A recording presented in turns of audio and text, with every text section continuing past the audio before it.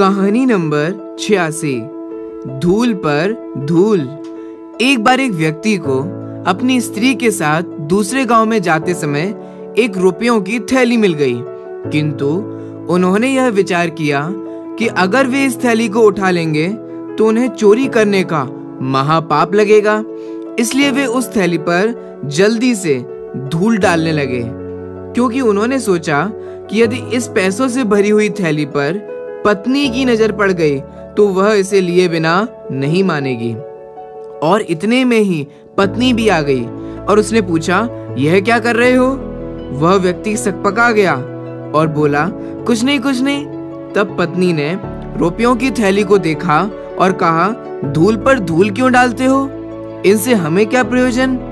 इनमें फंसकर तो मनुष्य धर्मभ्रष्ट और पापी हो जाता है। जब रुपए पैसे कम होते हैं तो कम से कम रोजाना मंदिर तो आता है, बार बार भगवान को याद तो करता है, पर जैसे ही पुण्योदय से अधिक पैसा हो जाता है फिर तो यह प्राणी भगवान को ही भूल जाता है। धर्म करना ही याद नहीं रहता, स्वाध्याय करने के लिए भी समय नहीं मिलता।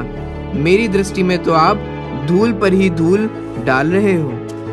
अब अपनी बात पर आते हैं। लौकिक दृष्टि से विचार किया जाए तो हीरे जवाहरात आदि बहुत मूल्यवान हैं, परंतु आध्यात्मिक दृष्टि से विचार करें तो वे मात्र धूल ही हैं, क्योंकि ये हीरे आदि जिन खदानों से निकाले जाते हैं वे सब मिट्टी ही तो होती है, और मिट्टी ही तो परिणमित होकर हीरे आदि रूप हो जाती है।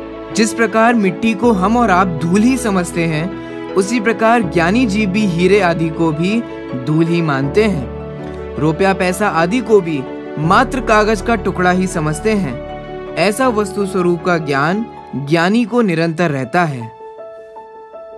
अगर आपको ये कहानी पसंद आई हो तो इसे लाइक करें, कमेंट करें तथा इसे अन्य लोगों के साथ शेयर भी अवश्य करें। हम बहुत ही मेहनत से आपके लिए ये कहानियां तैयार करते हैं। आप थोड़ा सा समय निकालकर इन कहानियों को अन्य लोगों के साथ शेयर अवश्य करें। अगर आपने हमारा चैनल सब्सक्राइब ना किया हो तो इसे आज ही सब्सक्राइब कर लें और बेल आइकन को भी दबाएं, जिससे फायदा ये होगा कि जब भी हम आगे की कहानी को अपलोड करेंगे तो वह आपके पास सबसे पहले पहुंचेगी। आपका ये छोटा सा प्रोत्साहन ही हमें आपके लिए और कहानी बनाने के लिए प्रेरित करता है।